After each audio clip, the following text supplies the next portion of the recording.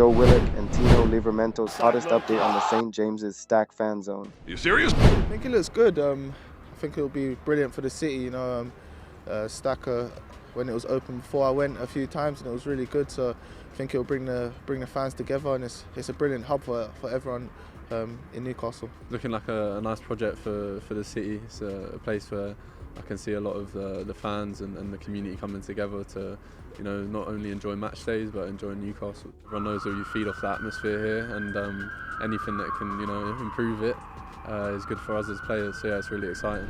To a Sky Sports exclusive on Lewis Miley. Well, a bit of breaking news.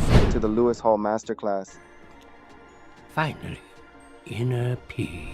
Bruno Guimaraes facing massive criticism from Brazilian media. Join us as we break it all down. Let's go. Starting off.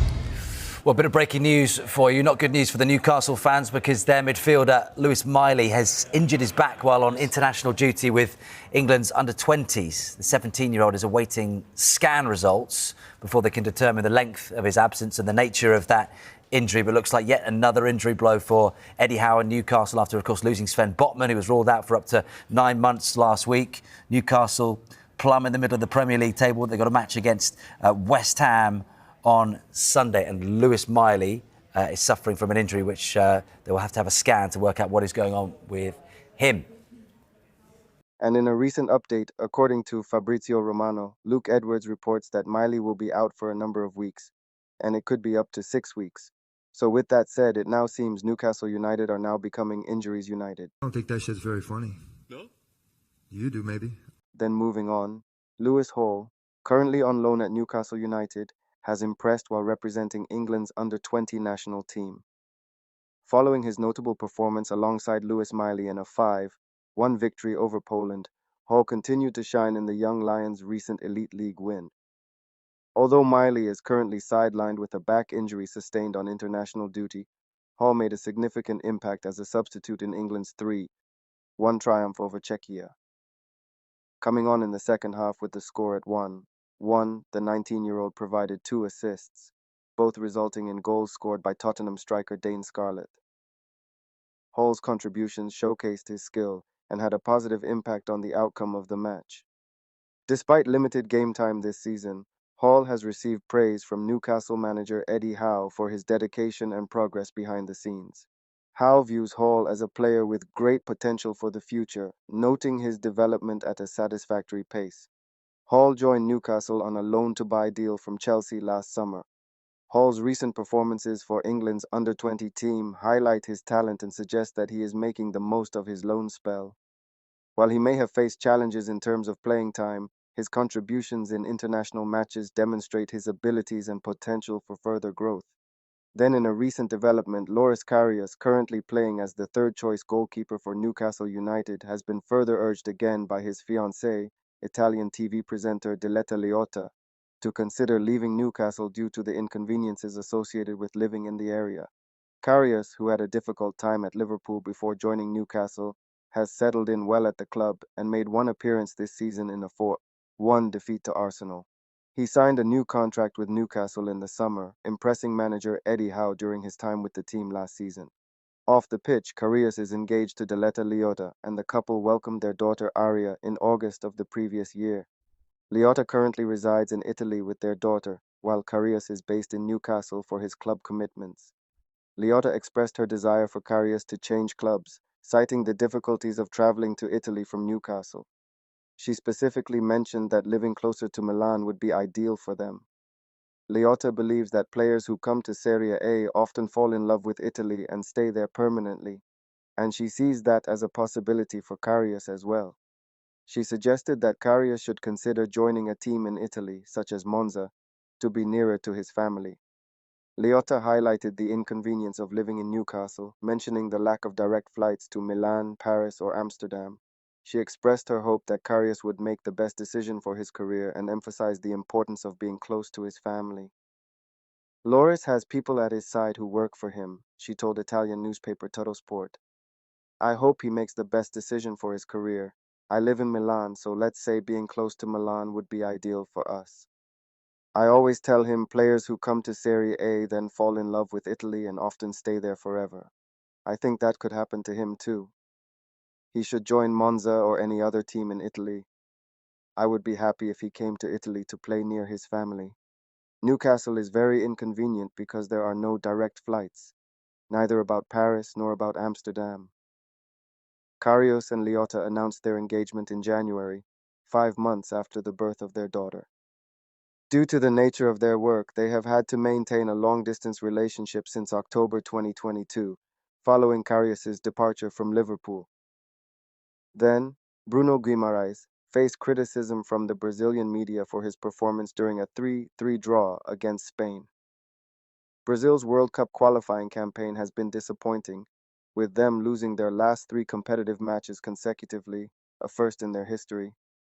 In their first game under new manager Dorival Jr., Brazil managed to restore some faith with a 1-0 victory over England at Wembley Stadium. Guimaraes started the match but was substituted just before 17-year-old Endrick scored a late winner for Brazil. Guimaraes was given another start in the match against Spain in Madrid. However, he was substituted at halftime after receiving a booking and with Brazil trailing 2-1. Brazil equalized shortly after the restart through Endrick, but a late penalty from Rodri put Spain ahead 3-2. In the end, Brazil managed to salvage a draw with a 96-minute penalty from Lucas Paqueta, making it 3-3. Despite the result, Guimaraes' performance received criticism from Globo Esporte, a prominent Brazilian outlet. They gave him a rating of 4.5 out of 10, the second lowest rating among Brazil players, with Lucas Beraldo receiving the lowest rating of 4 out of 10. Globo Esporte described Guimaraes' performance by saying, below what he can produce. In the 34th minute, he missed a pass in front of the area that almost led to a goal for Spain. Shortly afterwards, he clashed with Aymeric Laporte and received a yellow card. He did very little with the ball at his feet and ended up being sacked at halftime. While Guimaraes' performance may have disappointed the Brazilian media, Newcastle United will be relieved that he returned from the international break without any injury concerns ahead of their upcoming Premier League match. Then, Newcastle United has provided an update on the progress of the St. James's Stack fan zone, which is currently under construction. The club has announced a significant milestone with the arrival of the first shipping container on the site at Strawberry Place, just outside St. James's Park. To mark the occasion, Newcastle first-team players Tino Livramento and Joe Willock visited the site and met with participants from the NU Futures program, which will benefit from the career opportunities created by the new fan zone. Newcastle's CEO Darren Eales expressed his excitement about seeing the vision come to life. He emphasized the positive impact of the fan zone on the city centre and local stakeholders, as it will provide employment and economic benefits. Eales also highlighted the collaboration between Newcastle United Foundation and Stack, which will ensure that the venue caters to a wide range of people, from fans seeking entertainment to young individuals looking to kickstart their professional careers. The St. James's Stack project was initiated after Newcastle acquired the leasehold land at Strawberry Place, adjacent to St. James's Park, from developers. Building work began in January, and the groundwork for the fan zone has been completed, allowing for the installation of the shipping containers. The area currently houses construction vehicles and equipment belonging to the Abiel Group as work progresses. The fan zone will feature a central plaza and a main stage area, offering entertainment and revenue generation opportunities for the club. Newcastle aims to have the fan zone operational in time for England's friendly match against Bosnia and Herzegovina at St. James's Park on June 3rd, ahead of the Euro 2024 tournament in Germany. England's opening match of the tournament's group stage is scheduled against Serbia on June 16th. The St. James's Stack fan zone is set to enhance the matchday experience for fans and provide a vibrant hub of activity in the city centre. The Stack is going to be a 3,000 person event space, fan zone, multi-purpose, 7-day-a-week party zone for Newcastle United fans and Newcastle residents and visitors. It's going to be, I think, a major part of the Newcastle day and night entertainment. I think it looks good. I think it'll be brilliant for the city. Stack, when it was open before, I went a few times and it was really good. So I think it'll bring the fans together, and it's a brilliant hub for everyone in Newcastle. Looking like a nice project for the city. It's a place where I can see a lot of the fans and the community coming together to you know, not only enjoy match days but enjoy Newcastle. Everyone knows that you feed off the atmosphere here, and anything that can, you know, improve it is good for us as players. So yeah, it's really exciting. No, I went a few times, to be fair. When I first came here and I signed and I went there, it was really good. I really enjoyed it. I think it's, as I said, it's a brilliant hub for the city, and I also heard there's a lot of young people working on the project, so it's great for them to get involved as well.